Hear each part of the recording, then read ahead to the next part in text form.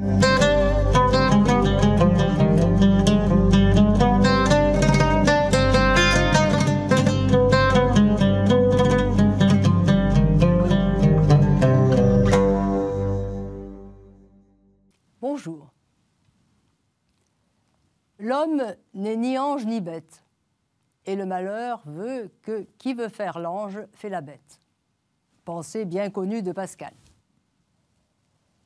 Quelle que soit la représentation que nous avons de Dieu, quelle que soit notre compassion à l'égard des autres, nous ne parvenons pas par nous-mêmes à être en communion avec Dieu. Paul résume cet état de fait avec les mots du psaume 143. « Il n'est pas un juste, pas un seul. » Vision pessimiste et culpabilisante de l'être humain.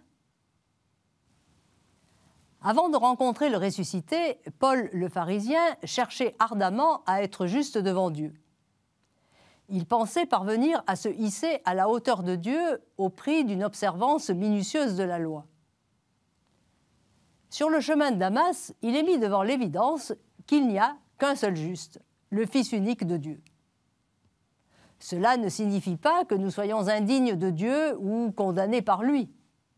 Dieu ne cesse de nous dire par son Fils qu'il nous a créés dans l'amour.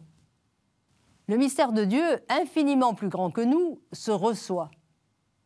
Il ne s'obtient pas à force de travail et de souffrance. Il ne s'obtient pas contre de l'argent ou encore par le mérite. Nous avons besoin d'être mis en communion avec Dieu, ajustés à lui. Et le seul qui peut le faire, c'est le Christ parce qu'il est le Fils. Être rendu juste par le seul juste, c'est être mis à sa hauteur, sans que nous soyons brûlés par sa lumière.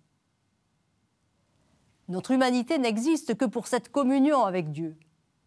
Une communion d'amour et non de crainte, puisque Dieu est Père. Le Christ nous rend donc aptes à accepter notre condition de créature. C'est ce qu'on appelle, en termes théologiques, la justification.